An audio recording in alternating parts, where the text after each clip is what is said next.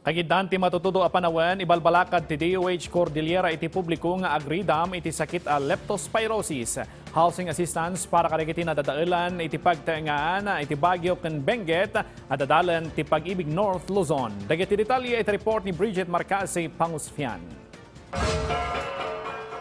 Ibalbalakad ti Department of Health Cordillera ng runa kadagiti Manalon iti rehiyon iti panaggaramat da iti botas kagidan iti matudtudo a panawon tapno makaliklik iti sakit a leptospirosis.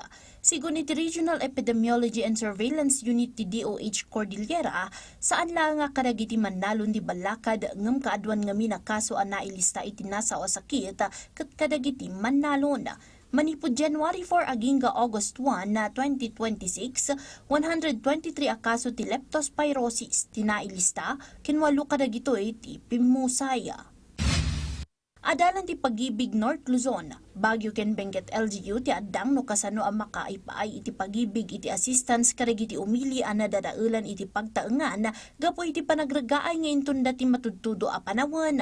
No paadda ti housing project ti Baguio City, tarigagay ti Pag-ibig ang makatulong para iti financing ti house requirement dagiti miyembro da anapukawan ken nadadailan iti pagtaengan. Nasuruk 175,000 tinuurnong dagiti musicians Manipod Cordillera iti impatong palda a benefit concert para kadagiti pamilya an apektaran iti panagragaay iti daga iti Baguio ken Benguet, partikular kadagiti pamilya a biktima ti panagragaay iti gisad surong ken Silan La Trinidad. Sigun kadagiti organizers, awan tinaikasay nga administrative no operational expenses iti donasyon ken naipaimadan ti collection da kadagiti benepisyaryo. Kabayatan na, nang ipatungpal mo ti Provincial Disaster Risk Reduction and Management Council iti pre-disaster risk assessment para iti pan nakaipasigurado ti emergency, rescue ken operation readiness kagidan ti Bagyo Aneneng ken Habagat. Dito'y matlang nga naingato iti Blue Alert status ti Mountain Province Emergency Operations Center.